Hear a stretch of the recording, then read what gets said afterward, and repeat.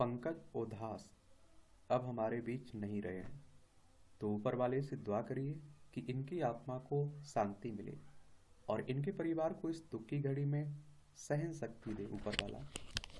और इनके गज़लें आप लोगों ने सुनी होंगी, इनके सॉन्ग आप लोगों ने सुने होंगे। तो इनके बारे में एक सामान्य जानकारी हम लोग देख लेते हैं। किसके बारे में? पंकज उधास, उदास नहीं, उधास नाम था इनका। इनकी कहानी जान लेते हैं। गजल गजल गायकी की दुनिया में एक अलग चमक बिखेर चुके पंकज उधास का जन्म 17 मई 1951 को गुजरात के जैतपुर में हुआ था। गुजरात की राजधानी गांधीनगर आप लोगों को देखने को मिलती है ना। इसकी सीमा, अंतर्राष्ट्रीय सीमा पाकिस्तान से लगती है, राज्यों में राजस्थान, मध्य प्रदेश, महाराष्ट्र से लगती है। तो इसी राज्य में इनका जन्म हुआ था। तलत अजीज और जगजीत सिंह जैसे मशहूर गायकों के साथ मिलकर पंकज ने संगीत की इस विधा गजल को एक नया आयाम दिया। क्या दिया? नया आयाम दिया। और हिंदी सिनेमा में पंकज उधास की गजलें किसी जादू से कम नहीं है और बेचैनी या फिर तनाव में पंकज के सदाबहार नगमे हमेशा ही दिल को सुकून देते रहे। और इनका पहला इनाम अगर आप लोग देखें तो पंकज उधास को मिलने वाला पहला इनाम 51 रुपये था। जी हाँ, दरअसल पंकज के बड़े भाई मनहर मशहूर पार्श्व गायक बन चुके थे और इन्हीं की वजह से पंकज की संगीत में रुचि बढ़ी। और भारत चीन युद्ध के समय पंकज के बड़े भाई मनहर उधास का एक स्टेज शो चल रहा था और इस दौरान पंकज ने रंगमंच पर ए मेरे वतन के लोगों गाया और इस गाने पर खुश होकर एक दर्शक ने पंकज को 51 रुपये इनाम दिए थे। और विज्ञान से स्नातक किया हुआ था इन्होंने। राजकोट की संगीत नाट्य अकादमी से 4 साल तबला बजाने की बारीकियां सीखने के बाद पंकज ने मुंबई के विल्सन कॉलेज से विज्ञान विषय में स्नातक की डिग्री ली और इसके साथ ही पंकज मास्टर नवरंग से शास्त्रीय संगीत गायकी की बारीकियां सीखते रहे। बार में भी काम किया इन्होंने। जमींदार घराने से ताल्लुक रखने वाले पंकज के परिवार का शुरू में संगीत की दुनिया से कोई लेना देना नहीं था। हाँ, कभी कभार उनकी माँ शादी विवाह में गाना गाया करती थी। कॉलेज में स्नातक डिग्री लेने के बाद पंकज एक बार में काम करने लग गए और इसके साथ वह समय निकालकर संगीत गायकी का अभ्यास भी करते रहे।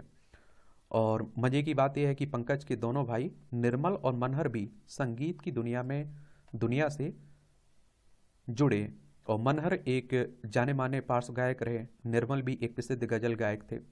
सिनेमा में पहला मौका तो हिंदी सिनेमा में पंकज को पहला मौका 1972 में आई फिल्म कामना से है और इस बारे में पंकज बताते हैं कि कामना में काम कर रहे सभी कलाकार नए थे तो फिल्म के निर्देशक को एक नई आवाज़ की तलाश थी और इस फिल्म की संगीतकार उषा खन्ना के सुझाव पर पंकज को इस फिल्म में गाने का मौका दिया गया। यह फिल्म तो फ्लॉप रही लेकिन पंकज के गाने की काफ़ी प्रशंसा की गई।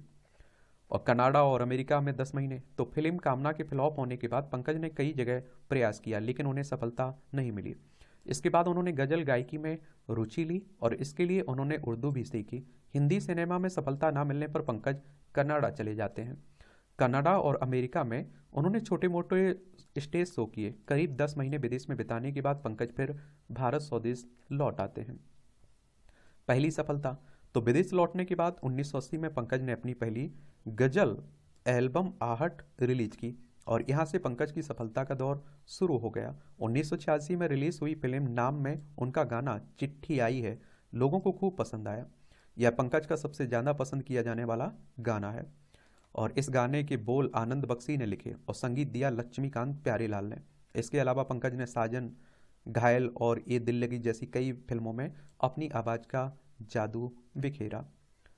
और देश की पहली सीडी तो कैसेट बिक्री के सबसे अच्छे दौर में देश में पहला सीडी एल्बम पंकज की गजलों से ही लॉन्च किया गया और साल 1987 में म्यूजिक इंडिया ने सागुप्ता नाम का एल्बम लॉन्च किया और पंकज उधास की आवाज़ से सजा यह एल्बम काफ़ी लोकप्रिय भी रहा। और बाद में पंकज ने सोनी टीवी पर एक शो आदाब अर्ज है भी शुरू किया था और हर शो से पहले हनुमान चालीसा।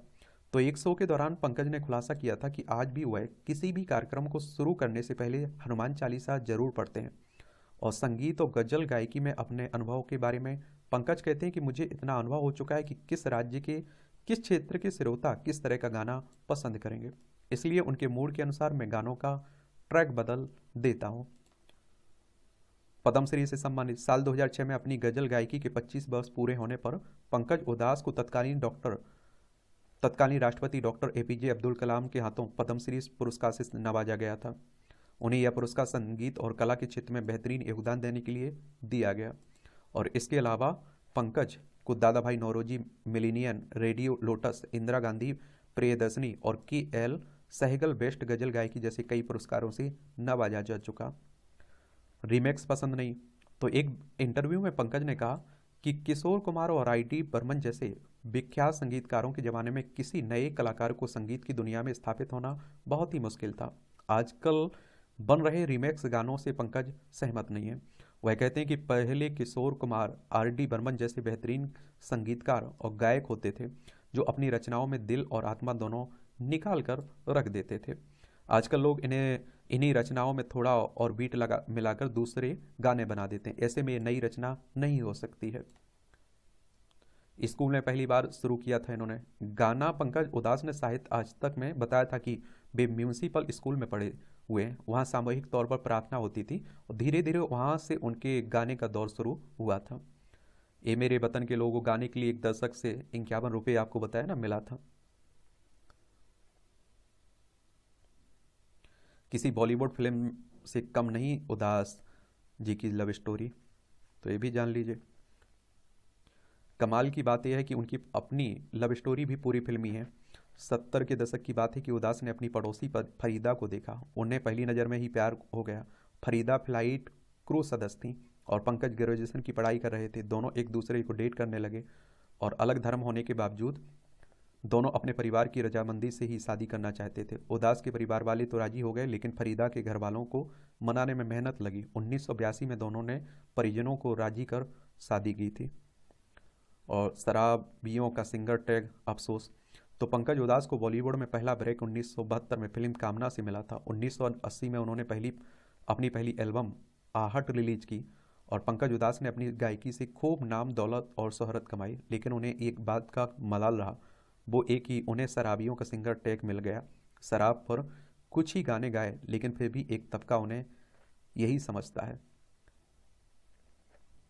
तो ये कहानी है पंकज उदास की, और ऊपर वाले से दुआ करिए कि इनकी आत्मा को शांति मिले।